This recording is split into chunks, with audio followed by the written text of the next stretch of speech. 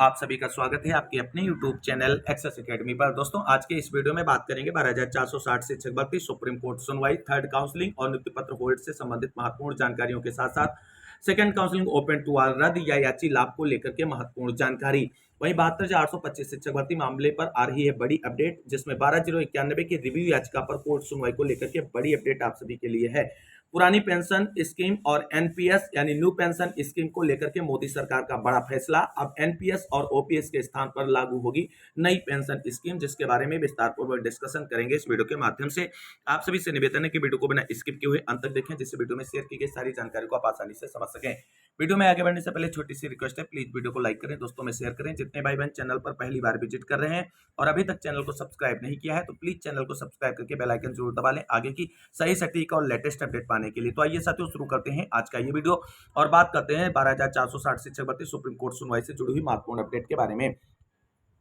साथियों जैसा कि आप सभी लोग जानते हैं 12,460 शिक्षक भर्ती मामले को लेकर के सुप्रीम कोर्ट में 28 अगस्त को बहुत ही महत्वपूर्ण सुनवाई लगी हुई है और 28 अगस्त की सुनवाई से 12,460 शिक्षक भर्ती के भविष्य की दिशा और दशा निर्धारित होनी बिल्कुल फिक्स हो चुकी है, क्योंकि 28 अगस्त सुनवाई के लिए जैसे ही कार्य लिस्ट जारी हुई है सभी टीमें अपनी मजबूत पैरवी की तैयारी में जुट गई हैं। चाहे वो second counselling open to all रद्द कराने वाली टीम हो, चाहे थर्ड काउंसलिंग के लिए डायरेक्शन लेने वाली टीम हो, या नियुक्ति पत्र होल्ड वाले अभ्यर्थी जो 28 अगस्त सुप्रीम कोर्ट सुनवाई के सहारे बैठे हुए हैं अपने नियुक्ति पत्र रिलीज कराने को लेकर के, सभी की तरफ से मजबूत तैयारियां और मजबूत पैरवी के लिए प्रयास शुरू कर दिए गए हैं। यही आप सभी को बता दें कि 12,460 शिक्षक भर्ती मामले को लेकर के जो 28 अगस्त की सुनवाई की कार्य लिस्ट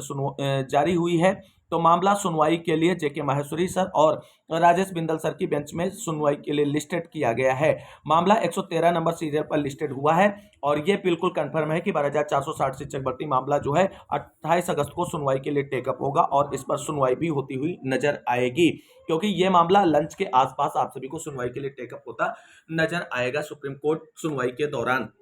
वहीं आप सभी को बता दें जो विभाग की तरफ से अपडेट निकलकर सामने आ रही है वो यही है कि 12,460 शिक्षक भर्ती मामले को लेकर के विभाग की तरफ से एफिडेविट फाइल कर दिया गया है और विभाग की तरफ से मजबूत तैयारी है और 28 अगस्त को विभाग की तरफ से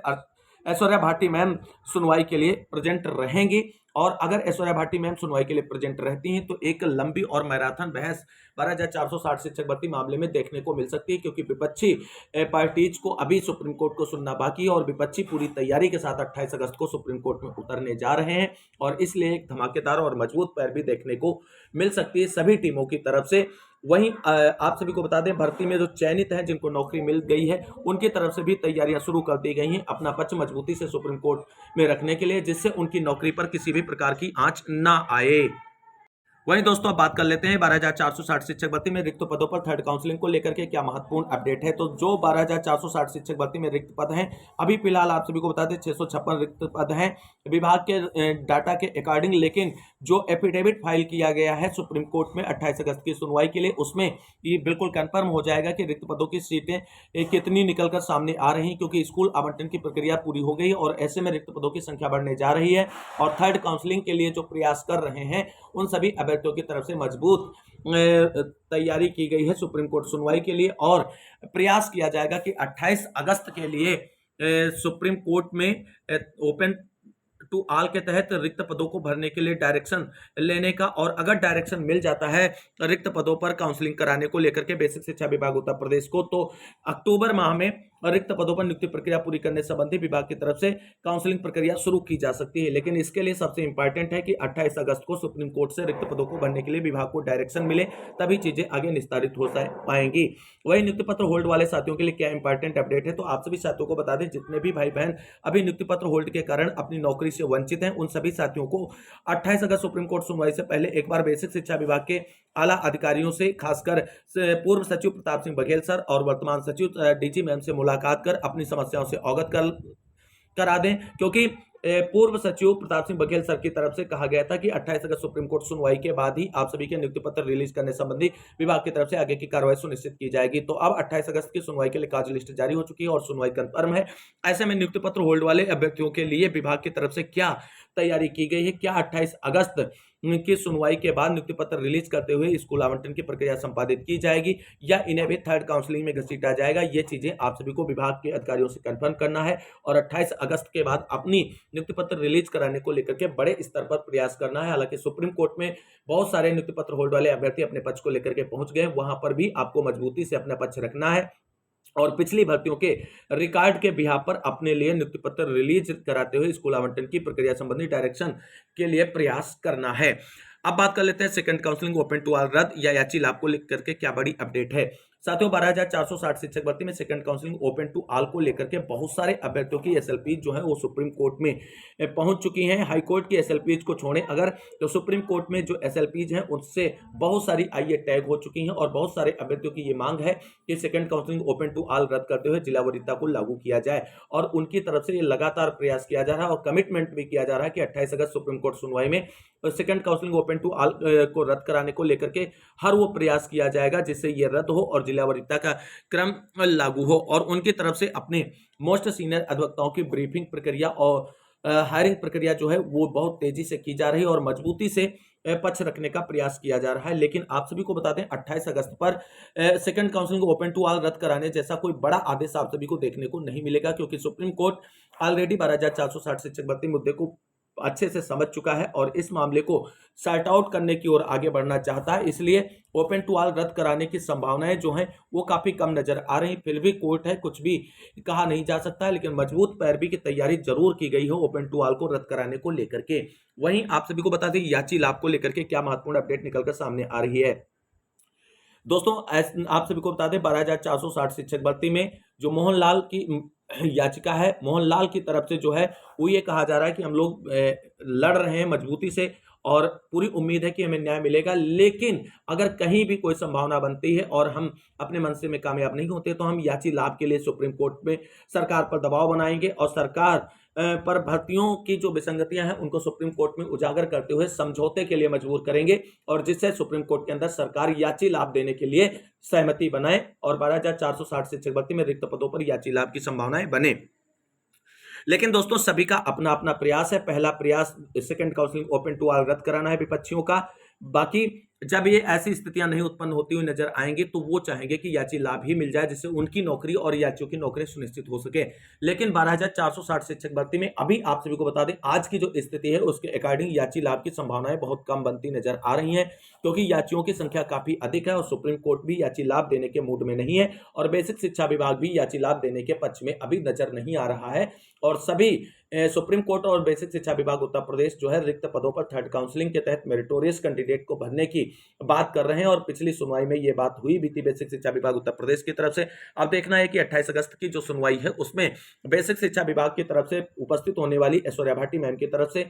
किस तरीके से आर्गुमेंट किया जाता है, रिक्त पदों पर भर्ती के लिए क्या प्रपोजल विभाग के पास है, वो चीजें इंपॉर्टेंट होगी। अगर विभाग का रुख होगा याची लाभ की तरफ तभी याची लाभ मिल पाएगा, अन्यथा याची लाभ की संभावनाएं बहुत कम है और आगे चीजें किस तरीके से निस्तारित होंगी वो कोर्ट के डायरेक्शन पर डिपेंड करेगा। अब 28 तारीख की सुनवाई इंपॉर्टेंट है सभी साथियों के लिए, तो धैर्य बना करके जो भी अभ्यर्थी जिस टीम से जुड़े हैं चाहे चयनित हो या अचयनित हो सभी अपनी अपनी अगवाकार टीमों से सुप्रीम कोर्ट में मजबूत पैरवी की तैयारी के लिए कहें। कुछ लोग ये कहते हैं कि चयनितों को अपने अधिवक्ता खड़े करने की जरूरत नहीं, सरकार उनका पक्ष रखेगी। दोस्तों आप अपने को डिफेंड करने के लिए अपना अधिवक्ता खड़ा कर सकते हैं, बाकी सरकार तो सभी का पक्ष रखेगी। जो सरकार जिसको डिफेंड करना चाहेगी उसको तो डिफेंड करेगी ही, लेकिन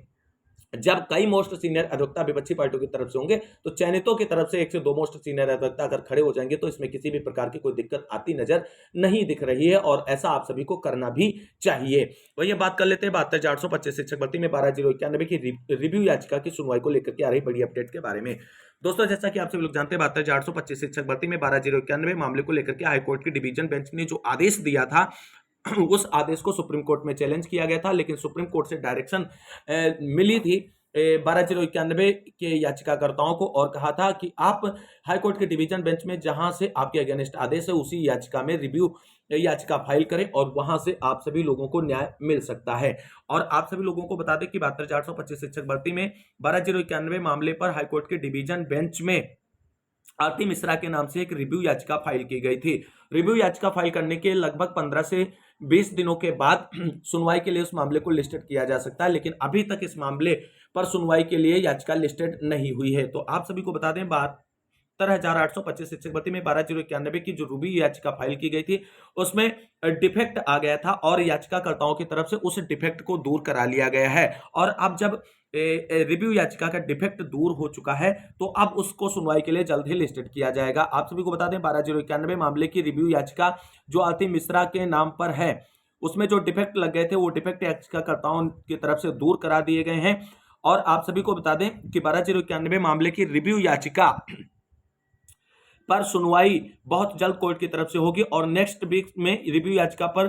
सुनवाई लग जाएगी, यानी अगले सप्ताह में। आप सभी को बता दें 12,091 मामले की रिव्यू याचिका पर हाईकोर्ट के डिवीजन बेंच में केस सुनवाई के लिए लिस्टेड हो सकता है। और इस बार याचिकाकर्ताओं की तरफ से मजबूत पैरवी की तैयारी की गई है और उनका कमिटमेंट है और पूरी तरीके से कहना है कि हाईकोर्ट के डिवीजन बेंच से